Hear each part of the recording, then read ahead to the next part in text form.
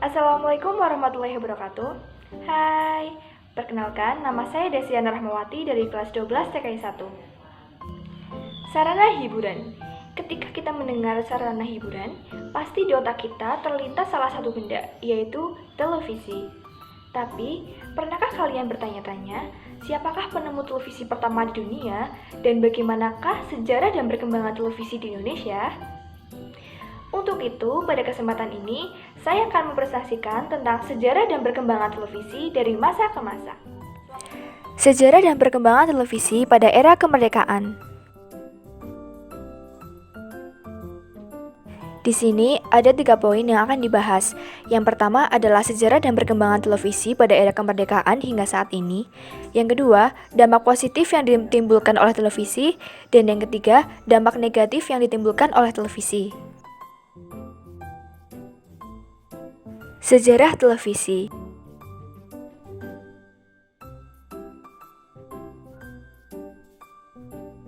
Televisi adalah sebuah teknologi yang sangat berpengaruh dalam perkembangan teknologi informasi di seluruh dunia. Pada awal perkembangannya, televisi adalah gabungan teknologi optik, mekanik, dan elektronik yang digunakan untuk merekam, menampilkan, dan menyiarkan gambar visual. Televisi adalah karya massal yang dikembangkan dari tahun ke tahun. Tahukah kamu siapa penemu televisi pertama di dunia? Nah, jika kita membahas tentang sejarah perkembangan televisi, tentu tidak bisa dipisahkan dari penemuan radio serta teori dasar hukum gelombang elektromagnetik. Heinrich Rudolf Hertz adalah orang pertama yang berhasil mendeteksi gelombang elektromagnetik dari gelombang radio. Penemuan ini kemudian dikenal dengan frekuensi Hertz. Selanjutnya adalah Joseph Henry dan Michael Faraday, mengembangkan penelitian mengenai elektromagnetik induktansi hingga menjadi pionir era komunikasi elektronik, termasuk televisi.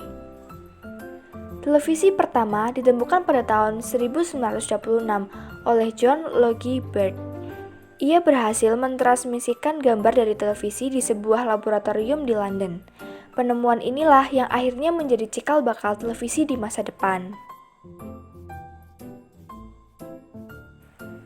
Selanjutnya adalah bagaimana dengan sejarah dan perkembangan televisi di Indonesia?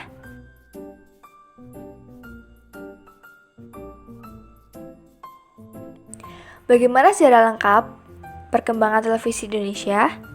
Nah, sejarahnya adalah sejarah pertelevisian di Indonesia bisa dibilang cukup panjang karena negara kita mulai mengenal televisi sejak 1962, di mana saat itu berdiri Televisi Republik Indonesia atau TVRI yang diresmikan oleh Presiden Soekarno, dan siaran perdana TVRI adalah upacara pembukaan Asia Games keempat pada tahun 1962. Harus diakui, televisi sebagai salah satu penemuan paling berpengaruh dalam sejarah peradaban di manusia. Ketika pertama kali masuk Indonesia pada era 1960-an, televisi adalah barang mewah yang hanya bisa dimiliki oleh kalangan tertentu. Sejarah pertelevisian di Indonesia sedikit berbeda dengan negara lain, karena selama puluhan tahun negara ini hanya punya stasiun televisi yang tidak bisa dipungkiri bisa menjadi alat apa saja untuk pemerintah saat itu. Di era pertama adalah era awal televisi di Indonesia, yaitu pada tahun 1962 sampai 1970. Sejak merdeka pada tanggal 17 Agustus 1945, Indonesia tidak langsung punya televisi. Barulah 17 tahun kemudian TVRI didirikan atas andil Presiden Soekarno. TVRI didirikan pada 17 Agustus 1962 untuk meliput upacara peringatan kemerdekaan yang ke-17. Seminggu kemudian, TVRI mencatatkan sejarah dengan menyiarkan langsung upacara Asia Games 1962 di Stadion Gelora Bung Karno, Senayan, Jakarta. Secara perlahan, TVRI mulai berkembang dan memperluas jangkauannya ke berbagai daerah di Indonesia. Tidak banyak diketahui acara apa saja yang ada di TVRI pada era Orde Lama, karena memang era ini termasuk singkat. Dan pada masa ini, pemerintah sedang dalam masa pembangunan TVRI agar bisa dinikmati ke berbagai pelosok di tanah air, sekalipun harga sebuah perangkat televisi saat itu sangat mahal. Pada Orde Lama ini, bisa dibilang siaran TVRI sangat terbatas baik dalam jangkauan siaran ataupun acara yang dimiliki.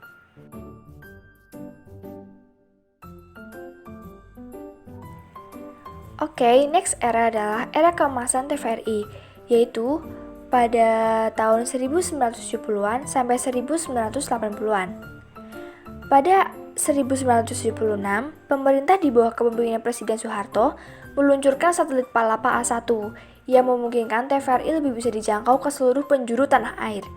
Disinilah masyarakat kita mulai bisa membeli televisi walaupun tidak seperti sekarang. Acara atau program TVRI di era 70-an juga mulai menjadi populer saat itu. Salah satu program yang terkenal dari TVRI adalah Dunia Dalam Berita, yang siaran perdana pada tahun 1973 dan terus bertahan sampai sekarang. Masuk ke era 80-an, merupakan puncak kejayaan dari TVRI. Sangat banyak program populer di era 80-an. Pada masa Orde Baru ini, TVRI dianggap menjadi alat komunikasi pemerintahan untuk memberikan informasi pada masyarakat. Dengan kata lain, TVRI dikendalikan secara penuh oleh pemerintah. Acara-acara TVRI pada saat itu juga selain menghibur, tentu menarik dan mendidik. Dari sinilah mulai bermunculan seniman-seniman tanah air yang hadir di layar TVRI. Selanjutnya adalah kemunculan televisi swasta, yaitu pada tahun 1989 sampai 2000-an awal. Selama puluhan tahun Indonesia hanya mempunyai satu channel saja.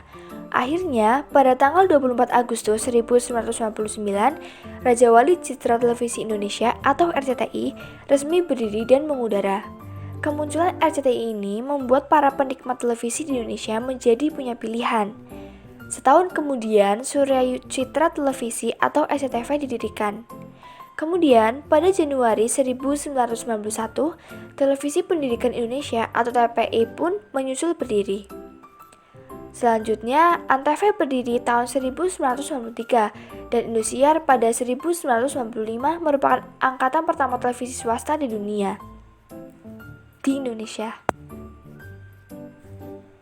Dunia TV Indonesia menjadi lebih berwarna. Namun, meski demikian, ada aturan wajib dari pemerintah Orde Baru untuk bergabung dengan siaran TVRI pada jam-jam tertentu. Era ini bermunculan acara-acara populer dari masing-masing channel, seperti Indosiar yang menjadi populer kartun Minggu Pagi dan serial drama Asia, atau RCTI dengan segudang programnya yang sangat menarik termasuk mempopulerkan sinetron fenomenal Sidul Anak Sekolahan. Pada era inilah bisa disebut sebagai era keemasan televisi di Indonesia. Next era adalah era reformasi dan TV swasta. Angkatan kedua yaitu awal 2000-an, runtuhnya Orde Baru tak hanya menjadi awal bagi demokrasi yang baru, namun juga sosial media massa termasuk televisi. Sejak Orde Baru berakhir, TVRI seolah tak didukung lagi dan pemirsanya sudah mulai berpindah ke TV swasta yang jumlahnya semakin banyak. Muncullah stasiun televisi swasta angkatan kedua. Mereka adalah Metro TV pada 2000, TV7 dan Trans 7 pada 2001, dan LaTV atau sekarang menjadi TV One, serta GTV pada 2002. Setelah era ini, para stasiun televisi ini tidak lagi dikekang oleh aturan Orde Baru dalam hal pemberitaan.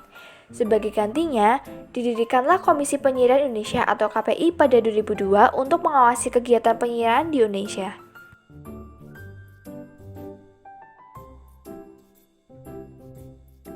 Finally, kita masuk ke era yang sekarang. Setelah memasuki dekade tahun 2010-an, muncullah beberapa stasiun televisi Indonesia angkatan ketiga. Mereka adalah Net TV, Kompas TV, iNews, dan Raja Wali TV atau RTV.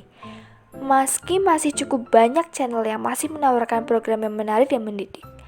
Namun, yang menjadi raja sekarang ini adalah program-program yang berkualitas rendah seperti FTV yang asal jadi dari reality show yang ketahuan bohongnya. Digital sekarang ini adalah orang-orang yang sudah muak dengan televisi nasional lebih beralih ke TV satelit yang berbayar atau streaming video on demand. Yang mirisnya adalah justru para channel angkatan swasta yang kini menyajikan acara-acara tidak bermutu tersebut. Sebaliknya, TV angkatan terbaru seperti Net atau RTV justru mampu memberikan acara yang berkualitas. Yap, selamat datang di era kegelapan televisi Indonesia.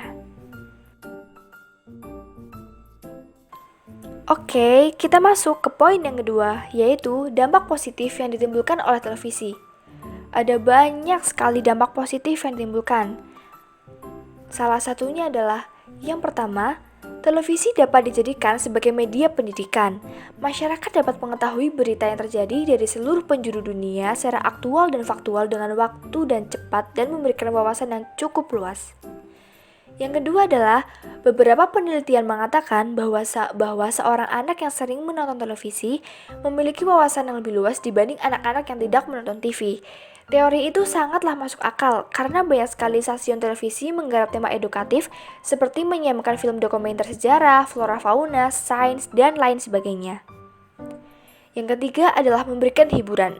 Televisi memberikan tayangan-tayangan yang entertaining bagi khayalaknya yang membutuhkan hiburan.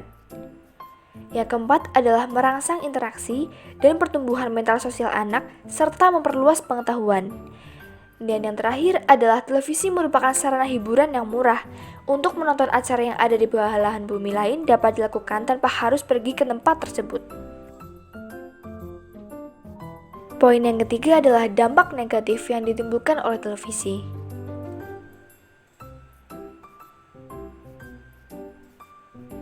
Yang pertama adalah menonton televisi terlalu lama dapat merusak mata, terutama bagi yang sering menonton televisi dalam jarak dekat. Dapat memicu terjadinya penurunan penglihatan, serta mata menjadi minus. Selain itu, radiasi yang ditimbulkan oleh televisi dapat berpengaruh pada kesehatan. Dan yang kedua adalah dapat memicu tindak kekerasan pada anak. Banyak program televisi yang menayangkan kekerasan tanpa disensor terlebih dahulu, sebuah acara yang tidak ditayangkan pada waktu yang semestinya, sehingga banyak anak-anak yang menonton acara itu hingga menirukan adegan-adegan gulat itu pada temannya. Yang ketiga adalah kecanduan. Kecanduan ini merupakan salah satu kondisi yang banyak sekali terjadi di masyarakat Indonesia. Konsumsi televisi yang berlebihan akan menimbulkan rasa candu yang kemudian akan memberikan rasa malas untuk melakukan sesuatu dan menunda-nunda pekerjaan. Apalagi ini adalah salah satu dampak negatif bagi para pelajar. Selanjutnya adalah acara televisi mengandung pornografi. Masih banyak tayangan televisi yang sebenarnya tidak layak ditayangkan pada waktu semestinya yang membuat anak-anak dapat menonton konten-konten yang berbau pornografi. Sebaiknya acara televisi ini kita skip.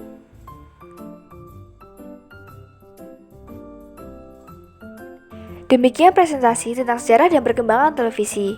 Semoga bermanfaat. Saya Desiana Rahmawati dari kelas 12 TKI 1.